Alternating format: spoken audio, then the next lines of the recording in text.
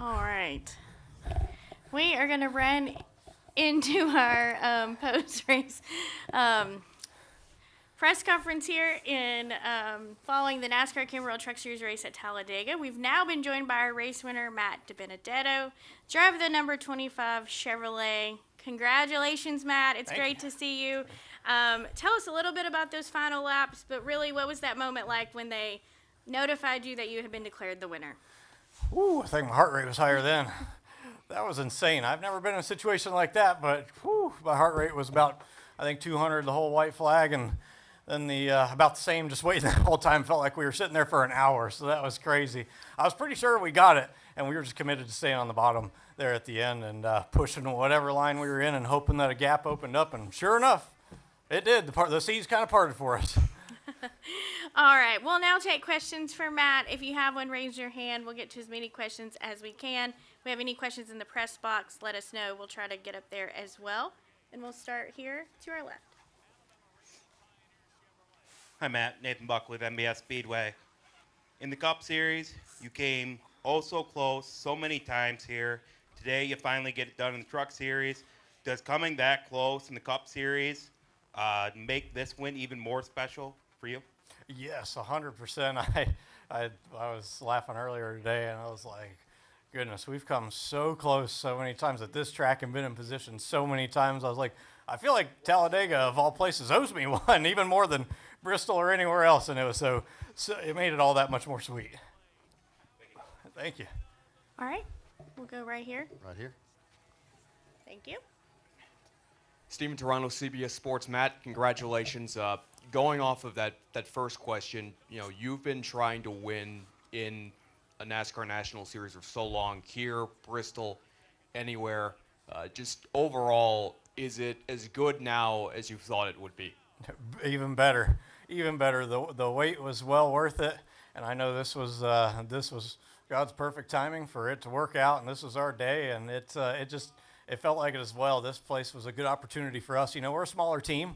We're going through some growing pains, and I knew this one was a great opportunity for us, especially as well as me and my spotter Doug Campbell work on these things, and as hard as we've studied for them. And so this one was extra sweet doing it at Talladega. You mentioned talking to TV and then again Victory Lane. It's been a interesting past year for you, and you've I think you described it as being a reckless human being at times. What has gone through your mind after some things, some other things, and did you ever reach a point where you felt like, man, I blew it after leaving the Cup Series and coming down here to run trucks? I've had an immense amount of life change, to say the least. Going from a state of everything in my life was crumbling on a personal front, a year and a half ago. To 2 years ago, and it caused me to really dig deep and ask life questions that I hadn't before, and I got very vulnerable and very desperate, and it's just a kind of a testament to you never know what's going on in the social media world. Everybody's lives look all hunky-dory and great, and Matt's driving a Lamborghini, and he's got everything, life's great for him. No, that's not, life ain't about stuff and things and fame and glory. And so what I'm getting at is the Lord truly saved my life, changed me, changed my heart, changed my ways, and I've had a lot to learn and a lot of maturing to do, and focusing on Him and what matters, and I owe it all to the Lord, and I'm so thankful to be here. And to answer your question, I wouldn't change anything. I'm so grateful for my path and being exactly where I'm supposed to be. Doesn't mean that path is a smooth flight, and for me, of all people, I'm so I've had to learn to not be so much of a bull in a china shop and be slow to speak, and I'm very grateful for how much I've been humbled. It was much needed, and I've been humbled a lot in life, and it's caused me to be much more vulnerable, and I'm very, very, very grateful to do what I do and to be in the position I am and to have had my life saved, my marriage saved, and to have been filled with a love that I didn't even know existed, to be truly honest with you. I was a very different person, and I'm just grateful for every second of the path that I've been on in the last year and a half, and I'm so thankful to be right here in the Truck Series and driving for this team. Thanks, Matt. Way to go, buddy. Thank you. Go ahead. DustinAlbinoJC.com. Matt, kind of right off that, how has Is the Truck Series, when you running it this year, has it been everything you thought it would be? Man, I love the atmosphere. It brings me back to my Saturday night short track racing days. It's a completely different atmosphere than the Cup Series, and not that I'm not incredibly grateful for the Cup Series and driving for the Woods and all the awesome teams I drove for. This just feels like home to me. I love the old school racer kind of feel of the Truck Series. It's so different. And my team, our family, we are a family, and we keep growing together. And all this came together kind of late, beginning of this year. And so we've gone through growing pains. So to answer your question, we've had a lot of ups and downs, and not a lot of things go our way, and lots of struggles and growing pains. And I've been like, man, it's hard not to get frustrated with some of that. But I've been grateful that I'm with this team, because there's zero doubt of the commitment of Curtis Sutton and Willie Allen and the team. That's why I made a home here, and I was so grateful they gave me the opportunity. And I was like, as long as you want me, I ain't going anywhere, because their dedication to growing this team is second to none, and working hard toward next year now that we committed to each other a little while back. Thank you. All right, Bob. Go. Bob Pockris, Fox Sports. As you're sitting there wondering what NASCAR is going to rule, are you concerned at all about going? You went below the yellow line to pass roads. I mean, obviously, what did you see there? Did you feel like you were forced down? And then did you have any idea whether you were the leader when the caution came out? Yeah, I was pretty sure I was the leader. As far as the yellow line thing, no, I wasn't really concerned about that, because I didn't, whoever, I can't even remember which truck, was it the 98 truck? I think when he came down on my door, it sucked all the air off my door, and it immediately turned me sideways. So I got forced and basically turned sideways down the infield. These things are so aerosensitive. As soon as I got to him, he came down, clipped my right front, sucked all the air off my right side, and I was cranked to the right sideways, and that's why I spun out, was ultimately from that. So I did get forced down there, but I tried to just stay in the gas and keep it pointed as straight as I could to not crash, but ended up spinning. But I was pretty sure. I saw the lights come on, and I was pretty sure that I was about positive we were in the lead when they came on. Even though I was gathering it up, I saw the lights still. So how positive were you going to be declared winner? Man, I was like 98% sure. It's crazy. Even when I was wheeling it and I got forced down there and I'm sideways and gathering it up, I still was looking to see, because I'm like, line's coming. I saw the yellow lights on, and I took a quick glance and saw that we were ahead from my vantage point. So I was pretty darn sure. And then it made my heart rate go through the roof there, sitting and waiting. All right, Dustin, and then we'll go. Do we have one in the back? Okay, and then I come up front. Thank you, guys. Go ahead. Dustin Long, NBC Sports. And Matt, this is not to point out how long it's been, but in one sense, was there anything you forgot about what winning was like after the drought and this experience? I know everything's going by so quickly right now, but is there anything that just kind of was different, or what's kind of flooding back through you right now with this? Yeah, it's a good question. It was completely, and I know this may sound cliche, it was surreal. I was having trouble being like, okay, did this really happen? We're really here. I'm just being sure, because it's been so long, such a long time coming. We've been so close. The Cup Series, we finished every position from second to 40th and been leading on white flags and so close. Everybody knows the crazy stories, but I'm so grateful, because it led up to this moment, and I understand now. I think I had some bitterness in me about just like, how have we come that close that many times and so many heartbreaks and all that. Now I'm grateful for them, because it was part of my process of needing to be humbled in life. So I'm happy right where I'm at, and I'm really, really extra glad that I came at Talladega, because, man, we've had extra super heartbreaks at this place, so it feels super good. And obviously your family's been with you for all this journey. Were they able to be here today, or have you had contact with them since winning?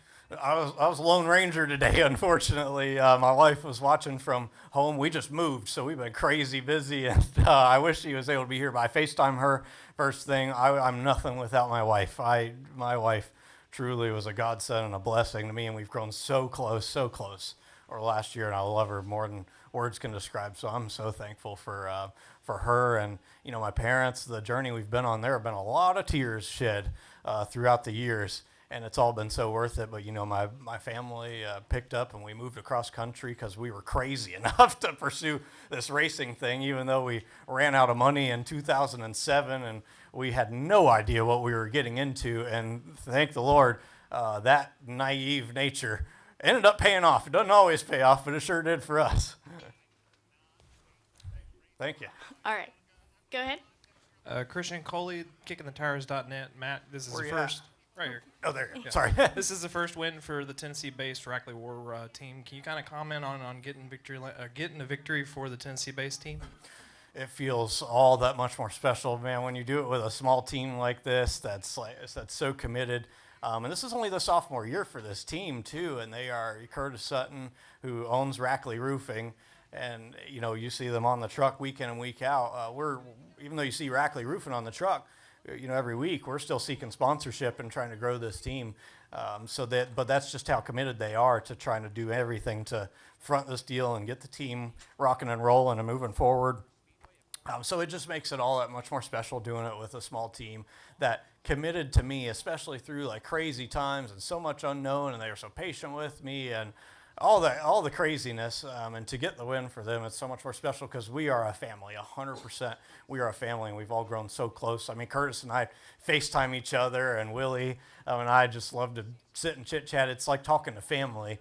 It's not like working for a boss, and I love my race team. All right. Come up front, please. Matt, Dalton Hopkins on thefrontstretch.com. I talked to you earlier this year at Daytona in February, and even before the season started, you said you felt like you were already having more fun in the Truck Series than you were in the Cup Series. I know, let's just forget about today for a second. Do you already feel like that's still true? Do you feel like you're still having more fun despite running for a midfield truck team and arguably still kind of struggling to compete for top 10s week in and week out? Yeah, 100%. Let's take this win, aside even, and I would have told you even before the day started that, yeah, I'm very, very blessed and thankful to be where I'm at, driving in the Truck Series and driving for this team. Because, if you look back at my history, even my parents and my wife were like, this is just kind of your forte, I guess, driving for small teams and trying to, assemble the group and build a family environment. And, I'm nothing without the people around me. And knowing that we have good people that were super committed around me, it's just, it's what I love. It's what I enjoy doing. And also, I wouldn't have committed to the team if the reason I was so non-hesitant to commit to this team was because, I know a lot of people don't know Curtis and Willie, our team owners, personally, but I do. And when you talk to them, there is especially with their business and the family environment they do, and there is no halfway doing anything with Curtis and Willie and our race team. So I knew that there was going to be growing pains. I knew that to keep on elevating the team. But now, this came together late this year, and moving forward, looking to next year, we committed early. And so we are on the track of really pushing hard, improving our race team, and working on big things to come for next year, working on sponsorship. It's been awesome that this year is so much different, that we committed, so early for next year. And to just tell you the relationship that we do have, they called me, Curtis and Willie, and it was like, hey, you want to drive for next year? And I was like, absolutely, as long as you want me, I'm here. And that was our negotiations. That was it. One phone call and one sentence, because we trust each other completely. And as a follow-up, when they had you staged with Brett Holmes in the front stretch, you said you were 98% sure that you won.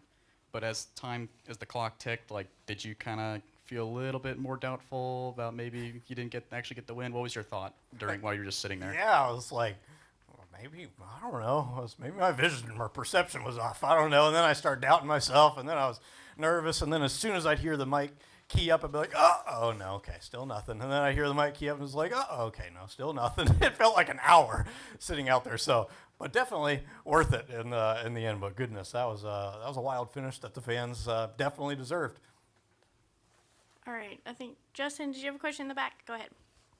Yeah, Justin Schuler, Kicking the Tires. Matt, first off, congratulations. Obviously, you've wanted this for a long time, but now that you've checked this box, what's next?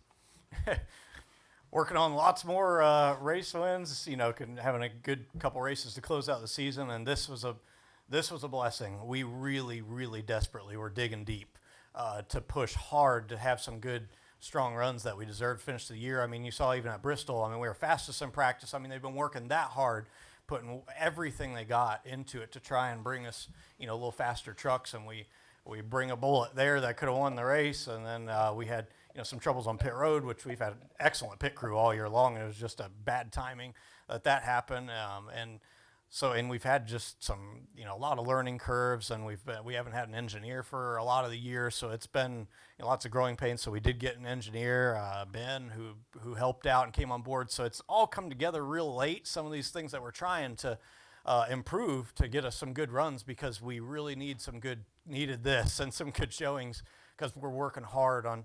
We want to be a championship contending team and elevate the team big time for next year and push real hard. So we really need, and we're trying to seek some more sponsorship, big time, and working on things. So we are all very all in, but we needed this 100%, and I'm so thankful. And we needed to close this year out strong for that. And if I told Matty D that he was going to win a race this year back at Daytona, would you have believed that? Ooh, I would have. I would have known it would have probably needed to come at a track that was maybe a little bit of an oddball, maybe not a mile and a half in some of those, because we don't have quite all the resources of the big teams, and we're on a little lesser funding. We're still growing. We're not there. We're not a Kyle Busch Motorsports, and everybody understands that. We're moving toward that direction 100%. But I did believe in my heart. I was like, I know that we can win. I know we can get a win. I thought maybe a Daytona, Talladega, not even only that, a Bristol, short track, something a little bit different, that we would have a shot to do it. So I'm thankful that we got to put our mine and Doug's little bit of wisdom to work here at Super Speedway Racing and try and race smart and treat it like a chess match. Obviously a big win for your team based out of Tennessee. Correct? That's where Yes, the yeah, other out of team's based Centerville, out. Okay, Tennessee, yeah. I was thinking that was correct. Just talk a little bit about what it means to get a win with them, but knowing that you're also not a race team that's located in, North Carolina area. They really are kind of on their own in Tennessee. Yeah, man, it's like, it kind of reminds me of when Parker won, at Mid-Ohio. It's so neat because we are a standalone team working out of little old Centerville, Tennessee.